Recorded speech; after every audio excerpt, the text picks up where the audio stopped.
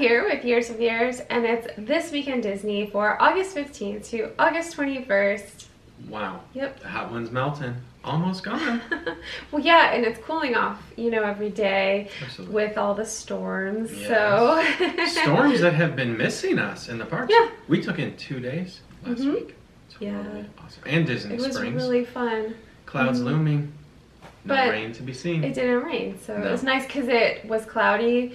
A little bit humid. I think on the second night, I know it was more humid. Okay. So that's kind of the problem if it doesn't actually rain. Even though the sun is under the clouds, it can be quite humid and smoldering to people. Oh my goodness. It's hard to breathe sometimes. Animal Kingdom alive. And Hollywood a great night. Hollywood was not that crowded. Sure. Animal Kingdom was actually pretty crowded for a Tuesday Hyped, night. dancing and all. We didn't really know Yeah. how it got so crowded. Usually by that time of day, because we It's went in filtered the out. evening. Maybe it is the cooler part coming. Yeah, I'm not sure. But honestly, the parks have had less crowds than they were before. So it's a good time to be here, Great to come time. visit. Put it on your calendars. Definitely. August or now. September. This is August.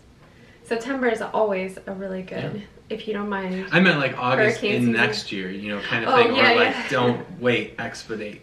Yeah, definitely. But this is an exciting week for us because we're celebrating our Miles. Yes. Miles' birthday. In the parks and in the resorts. He turns 15, so we're very, very excited. Yes. Yeah. I've been calling him 15 for months.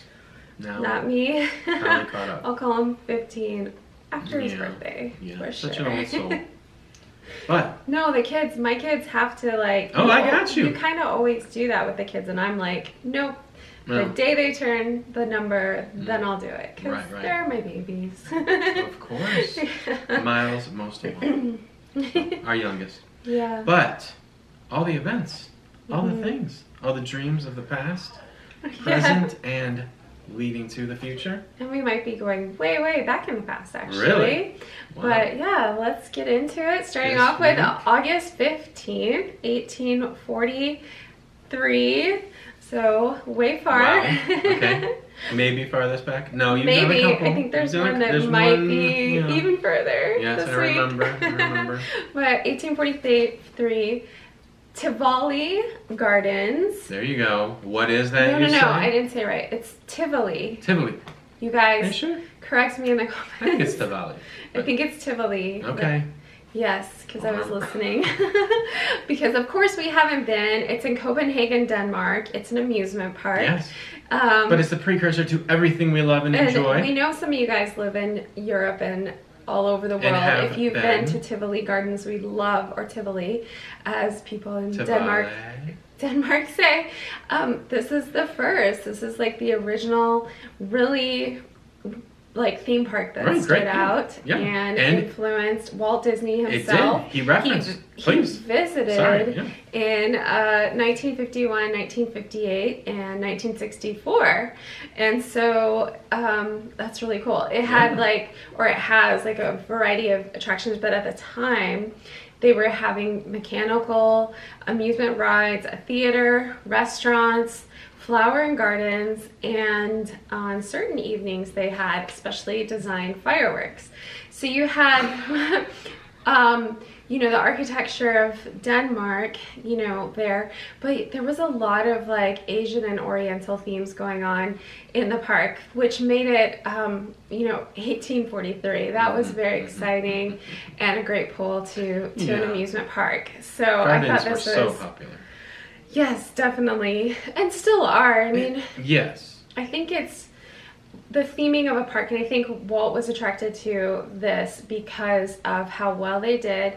There was a big concern about, customer care, and they still have that attitude now. Like how they treat people who come to their park is very, and in fact, they have their own like training that they do for other businesses to come in and learn how to treat customers. And so that's something that carried on with Disneyland and Walt Disney World. Of course. And hopefully we'll Disney continue. books, go get them on Audible. Business management from the Disney perspective. I mean, I've listened to them. They're good. And I have listened to them Indeed. as well. I know you have. Yeah. So, and I hope that that continues because sometimes I wonder. And is renovated and brought back, like more, like. Yeah. I mean, definitely. You know, I'll go there. Like, I mean, traditions used to be quite a lengthy program. It did. Like cast members really like understood the heritage of why they were there. Yeah. You know, I think it's now down to like 2 days, 3 days. Maybe And I may be being generous. I think it's an afternoon thing. Yeah. I don't know. We haven't had a cast member child. We only had one. Yeah, we had a college program if, too. Komora or Miles. Just imagine that though. Imagine if traditions went back to full tenure, like week. Yeah, you know? yeah. Amazing. No, it's cool. But let's go back to Tivoli. Charles Cartensen obtained a 5-year charter to create it by telling King Christian VIII that when people are amusing themselves, they do not think about politics. That was the reason? Yep. Oh my goodness. So I thought that was Wow, interesting. that's some very unveiled honesty. Right. That's incredible. Back then, people were... Yeah. And especially like royalty in Denmark or the UK continue or to be very unveiled. Yeah. Sometimes I enjoy just watching like Parliament and stuff. You know, politics this was are not. This was yeah, in I understand. Denmark. Yeah, I said course, Denmark or UK, but I'm just saying, I watch Parliament sometimes and just the theater of it. Like politics can be different internationally. I mean, some of the Asian like politics get physical, like on the floor as well. Like, for real. Yeah. So, moving on to some of Tivoli's history, they had human exhibitions in the 19th and 20th century. So then that changed. So they've like part of their charm is to have like, you know, the old, like traditions, but then they also are very good at taking on new technology. Obviously right now they have really cool rides lights, modern rides, but you know, they got rid of that practice. Seasonal light changes. Thank goodness. And didn't have, you know, the human exhibitions, but that's something that they did. You know, like what I'm talking about, like that's what I'm talking about with like when you'd have like the snake lady, the sword giant swallower guy who could lift like thousands of pounds or whatever. Yeah, sword swallowers. And I mean, people still do things like that. They just don't display it the same way. And like, you can still go see it. Like me in the 90s, like the big one was like the Jim Rose Circus sideshow doing that kind of thing. Yeah, you know? But circus back still do. Then, though, back in the way back, they used to use children too. It was all so inappropriate. So glad we've moved on, and they moved on from that.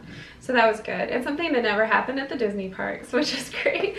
But then in 1943, during World War II, the Nazis apparently did not like the idea of amusement parks. They actually attacked Tivoli, and some buildings were destroyed, including their beautiful concert hall was demolished, which is terrible. They like burned it to the ground. Perhaps it was their strong position against politics. Yeah.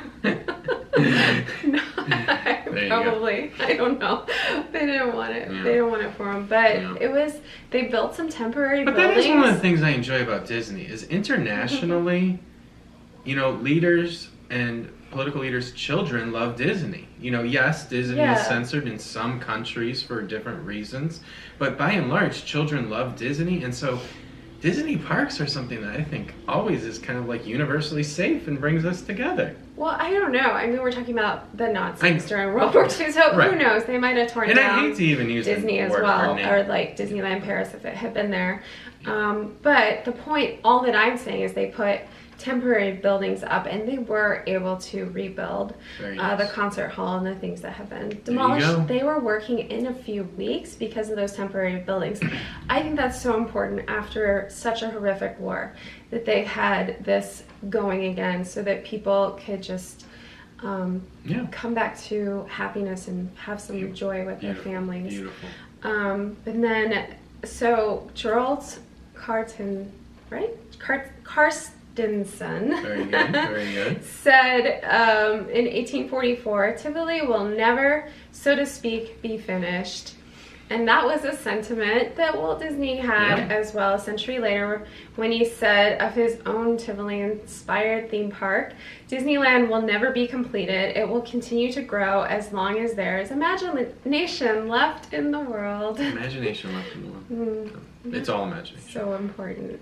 So I really love it. I love the whole idea of, and it's one of the biggest. There's the Euro Park. Okay. Hopefully I'm saying that right. And then there's obviously the Disney parks in Europe, but this is one of their biggest, really park. That's awesome. That people visit. So guys, tell us about it, because we haven't been to Denmark as of yet. We have to go on a world amusement park tour. We've got to start doing some. I mean, we want to get to like Dollyland and go out to Missouri. Yeah, we want to go to Dollywood. There's Dollywood. Yeah, I want to go to Dollywood very much so. But there's so many parks in America we gotta try, but Europe is calling too. So much to do. So little time. But moving on to the next, August 16th, 1924, actor Fess Parker, famous for his Disney role as Davy Crockett, is born in Fort Worth, Texas. Yeah, but listen, I mean, we just talked about like Davy Crockett like a couple weeks ago. Like, why would we be talking about him again? Because it's so amazing. Listen to the date. Well, I'm not going to share that till the next date, so it's a surprise that's coming. We'll be fine. Stick around. Okay, so surprises around every corner. Yeah, so I love that Davy Crockett was born in Fort Worth. I was born in Lubbock, Texas, so I know all about where he grew up. But 1924 was far different from the year I was born. That's about 50 years. There you go. In between. But of course, less time than you would think in that area. Yeah, go ahead. Okay, so obviously, why are you calling me so old? No, I'm saying that the 50 years in that time period, like, I mean, a lot of modernization came. Just carry on, please. Totally, no, I really, really did. Quickly. I mean, and towards the end of that, so yeah, go ahead. They went through so much in that time period, but he started out really trying to get involved. I mean, as a kid, it was wartime, World War I, and so he was trying to get into one of them. The war, like and he was 6'6". Oh. So it was really hard for him. Because he was too big. Yeah, he was too tall for a lot of, you know, the different things that, well, first he wanted to be a pilot, so that kind of makes sense that he was too tall for that. Okay. Then he wanted to be a radio man gunner, and he was too large to fit in the cockpit for that. So he did the Marine Corps and was able to do as a radio operator, and went to the South Pacific. So that was it. And then he came back to Texas. He went to school. He didn't actually start doing theater until like the very end of his schooling. So I thought that was really interesting too. So then he ended up, you know, going out to Hollywood and landing some roles with Warner Brothers Studios. Like, he was very typecast. He did that sort of frontier, you know, like what you'd expect. So many of those films being made at the time. I mean, there's just endless westerns. Like Springfield Rifle, Island in the Sky, The Bounty Hunter, Battle Cry. My grandfather loved all of that. Okay. And so he was actually in a sci-fi film called Them. And that's when they were looking for the role of Davy Crockett. And James Artis was the one that everybody thought should play the role of Davy Crockett. But then Walt took a look at Fess Parker, and he really thought that Fess Parker would be better. Yep. So I loved what happened with... So much more wholesome and still rugged. You do know the other individual, but go ahead. Yeah, so Disney was impressed with Parker's portrayal of a man who was unwavering in his belief in what he saw despite the forces of authority against him. And that really does go with the character of Davy Crockett, like especially if you think about Davy Crockett's history. So it just made a lot of sense. So I love Fess Parker's audition. He went in, he played the guitar, sang a song for Walt Disney, and that was it. And then a week later, he got the role. So sometimes it's not all like sometimes about it's in the singing. Well, it's probably more like a banjo, you know, country. Walt, I got a little song for you. Yeah, like that. Much better. It's about bears, rivers, and adventure. That's right. So he went on and did a bunch of other movies with Disney, including Old Yeller. And then they, you know, he had him on contract, and they wanted him to have a smaller role in a film called Tonka. And he refused to do it. So they put him on suspension, and he just really moved on from Disney because of that. So that's fine. I mean, it happens. It wasn't that big of a deal, I don't think. But, you know, back then, it was like these actors, and they still are really, really controlled by companies, like where they go and what they do. So Fess Parker being Davy Crockett and coming, you know, from the war, and it just makes sense to me that he would just kind of be like, don't tell me what to do. Yeah. You know, and just like move on. Bad like business practice to make a contract with a guy and then hand him a gun. Right? Wow. That's funny. Well, and then lastly, one of the things I wanted to share about him is he did a TV series called Mr. Smith Goes to Washington, which I don't know about, but I know about the James Stewart film. Right, Mr. Lincoln. Mr. Smith. Oh, it's Mr. Smith Goes to Washington. I'm sorry, yeah. Yeah, with James Stewart. So I love that film, and I haven't checked out this series, so we have something to watch. Yeah, I'm interested what's the connection? It's the same story and everything. They took it to television. Okay. So anyway, if you haven't seen the movie, go watch the movie, and we can all check out the show for sure. All right, so moving on to 1786, August 17th, which is... day after. Well, this is Miles's birthday, first of all, but the day after August, obviously, what we just talked about, Fess Parker's birthday, 1786, Davy Crockett is born. The actual Davy Crockett. Actually, his name was David Stern Crockett. Davy Crockett. Yep, and he was born near Nolichucky River in what is now Greene County, Tennessee. Right? So he was a congressman, a frontiersman, and a soldier, and obviously a folk hero. You know. And interesting that you say congressman first, but totally appropriate. Yeah, and definitely. he did do good things, like for people and property and stuff. Go. Yeah, no, well, first of all, of course, we know him as the king of the wild frontier. That's right. And originally, you know, when he was in war, instead of like, you know, he didn't really want to be part of what was happening with the Native Americans, let's just say. And so instead of fighting with the soldiers and all that, he decided to just go and kill animals and feed the soldiers. Yes. And that's kind of how he was emotionally dealing with what they were going through. But after that, he got involved in legislature. He really wanted to make a difference for the people. He got involved politically. And what was happening was a lot of the lower income people who didn't have a lot of say for themselves owned their property, but they were burdened with taxes that were way too high. And they, so he favored legislation to ease those tax burdens, but also they were, you know, having these system of grants that were really complicated, and these people were losing their land over these complicated grants. Right. And so he was working to change legislation with that as well, to make it less complicated and helping these farmers to get it done. To keep their land. So he worked really hard with that. He ran multiple times.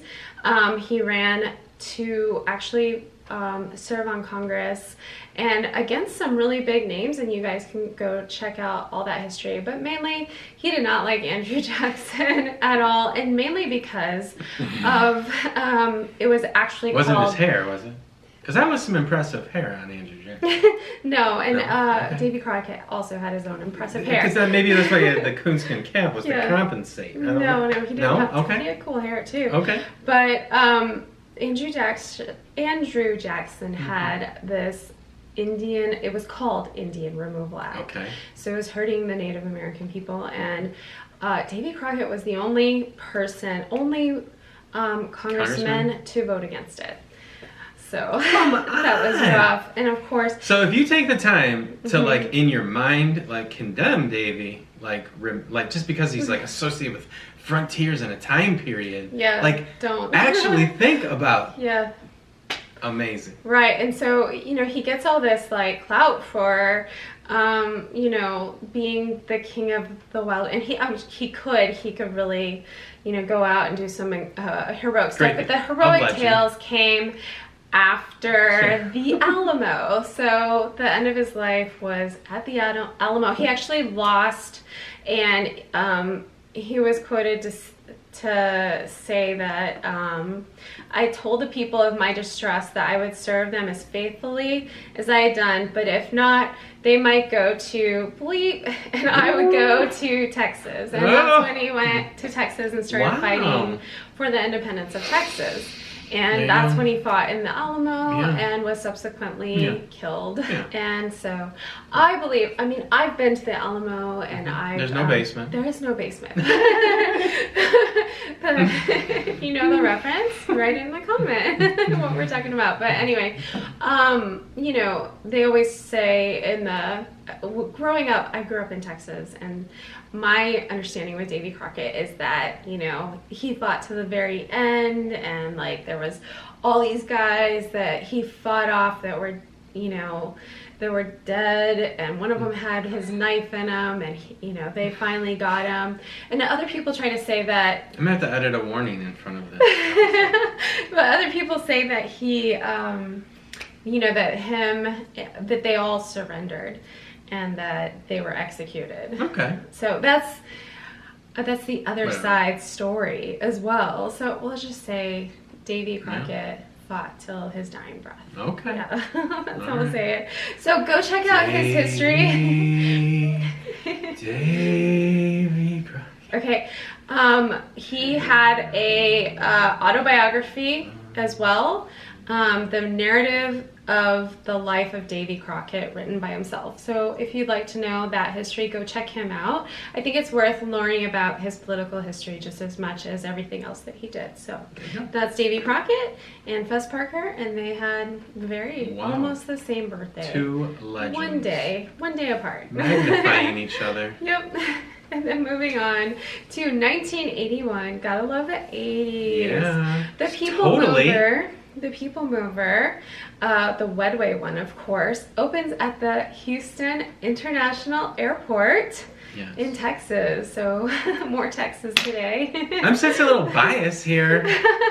We'll be fine. Jeez, this Yankee's starting to get a little... Hey, we've talked about Illinois plenty of times. Okay. Well, I guess there's never really been a lot about Ohio. You were actually born in Ohio, so there's not so much about Disney rock and roll connection with Ohio. But so anyway, the system that was constructed by Disney's Community Transportation Services Division, and is the first use of this system outside of a Disney park. Right? Cool, right? You're asking me. No, it's awesome. You didn't come prepared, teacher. We need to have it all over. I want all Disney transportation everywhere. Yes. If you guys have been with us for a while, just don't want to break my heart right now because they just like canceled the train. Yeah. Well, it'll come in the that's future. fine. I want monorails in every town. You know, they canceled the train, but oh my goodness. I mean, this week in Disney, how about the rallying in the markets? The like comeback, like 20% in like, or almost 30% in a month. Oh, it's just awesome. Great returns. Okay, but if you go if you fly into Texas, you can ride the PeopleMover also. Just so you know. Yeah. And then moving on to August 20th, 1928. You guys have to go check this out on YouTube. I couldn't actually find the whole cartoon. This is a cartoon. It actually has a split of 2 cartoons, so I have to check it out to find out why. But it's Oswald the Lucky Rabbit cartoon hot dog. Yeah. That is Mickey's word. I know. Wow. Yeah. I don't often... You don't often. That was very emotional. Okay. Yeah, so you're gonna have to go check it out. It's interesting. It's very similar to the Mickey cartoon as well. It is the final short. I actually love every time there's a similarity between Oswald cartoon and Mickey, because it's just like Walt being like. I surprised you there though, you a did. Little bit. This was the last Oswald short, so interesting. That is compelling. Compelling, and you can't even find the full version. I couldn't, but maybe later. It's not in the tin? Oh, it might be in the tin. We probably have it. Yeah. We have it. I didn't go there. Okay, and then moving on to another cartoon, 1932. Disney's black and white Mickey Mouse cartoon Trader Mickey's is released, and they brought this one up because Trader Sam is gone. You know what? He's not gone though. He's out to lunch. They got a little sign there. He's still there. And this cartoon is definitely not on Disney Plus, and it's the same thing with Trader Sam. It's all about... We're talking about the Jungle Cruise, that he's been removed from the Jungle Cruise. I don't know if we were clear about that. Right. At the end, right before you're about to get off the Jungle Cruise at Walt Disney World, you used to have Trader Sam standing there. We won't talk about his business practices.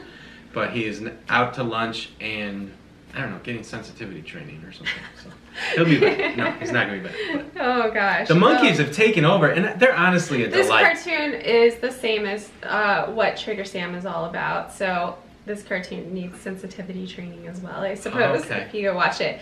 But you need to watch it because this is the first time that they have like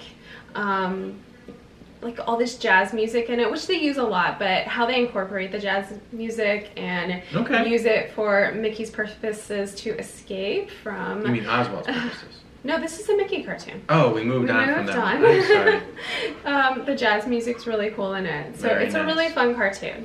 So it's awesome. You'll have to check it out and just reminisce about Trader Sam being out to lunch. Yeah. Yeah. And lastly this week, August 21st. Okay, so this is a kind of funny one. I just wanted to go ahead and talk about it on August 21st, but it's actually the closing day to celebrate the opening of this. It would be, am I saying August? Yeah, good. It would be in 1998, but this actually closed in 1999, so it wasn't... Okay, 11 years. That's good run. No, 1 year. Oh. Yeah, not a good run. But when I tell you about it, you're going to be like, what? Why? Okay. All right, let's hear it. Discovery River boats at Animal Kingdom. Okay. So this was an attraction at... I am already hurting. Yep. So like where the barges go now, you used to be able to like ride in a boat. Yeah, yeah. And those are the barges, I think, that they used. Maybe, possibly. No, I think they brought in different boats. These were a little bit bigger. Yeah, so it was... this has got to be insurance and people just not being responsible. Well, it's a funny thing. I think they just kind of messed up on it, I guess is the best way. When I was researching it... For opening, no, let me explain it to you. Please. So they had these river boats that you can take. So if you go over... Is it the Adwala drink station? And then there's boats down there. That was where you could get on the boats. Okay. That was one of the places you could get on.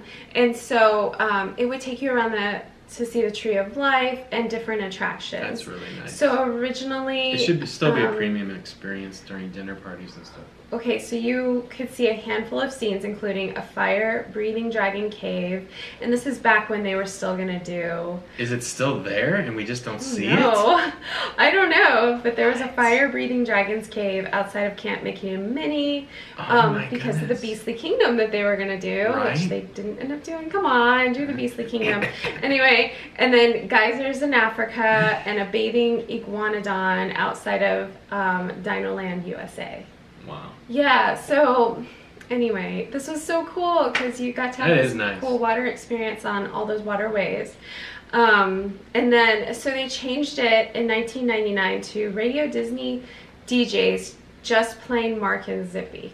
Hold on, before I say that, they also had animals on the boat and they were having animal interactions while you were on the boat as well, which I think was really cool. And then they took that away. Yeah, that might have, No, they had the And Radio Disney DJ thing. Right.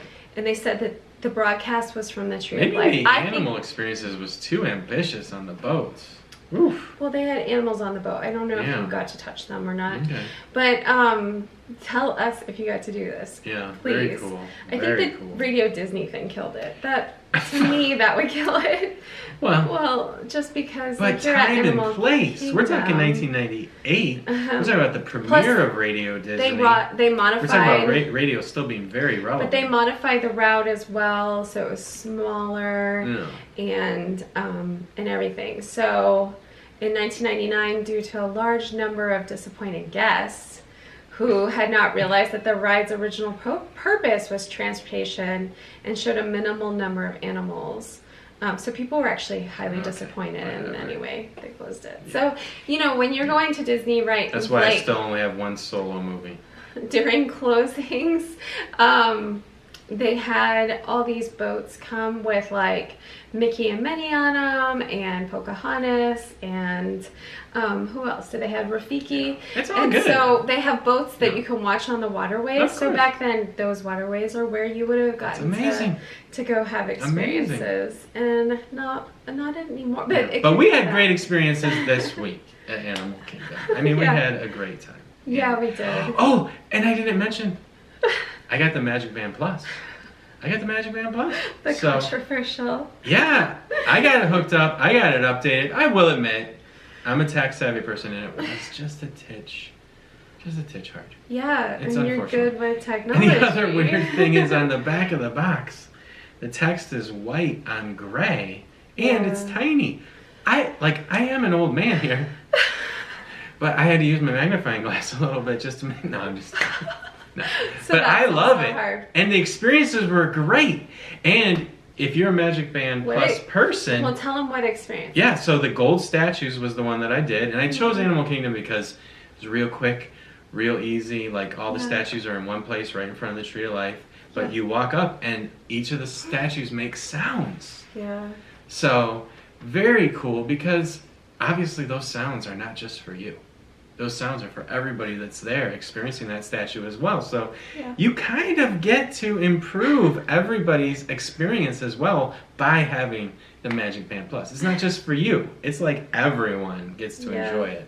So I'm really happy about it. Those sounds are kind of hard to discern a little bit. We did not take in a fireworks show. We barely have experienced this Magic Band thing. Yeah. So, but you can see I'm already happy about it. But that's me. That's me. Yeah, That's well, me. Not that I'm not critical. Just so you know, like, I can be. We've just barely experienced it. There's other people who have reviewed it. It is like $49 without the annual, I thought it was without a 44. discount. Well, we had a discount. No. So, well, I don't know, but everyone's trying to sell this thing down. I'm just saying, go look at other reviews as well, because. It's a big purchase. Everyone is saying negative. Well, if you were going to get one of those for everyone in your family, you might be disappointed. You might be disappointed. It's possible. Yeah. I think I'm finally going to break and get the Apple Watch because I need balance on the wrists. Why? You don't need balance. But no, it's definitely, we'll see where the technology goes. It's going to go further. There's going to be more. Yeah, I think it'll get better, and obviously, like, people are going to take in some of the complaints, or they'll take it in and modify them. I'm sure they'll get better, like all things do. Well, and I boosted mine so that it reaches harder, and I'm very excited about it. It starts vibrating as soon as you walk by an experience. Yeah, so it does cue you that something is going to happen, but we haven't had a fireworks show with it, and that's supposed to be a really cool experience, so we shall see. But, guys, that's it for This Week in Disney. Please comment below about anything we talked about, lots that we talked about. We'd love to hear from you guys, and appreciate you subscribing and liking as well. Thanks so much, and we'll see you guys next time. Bye!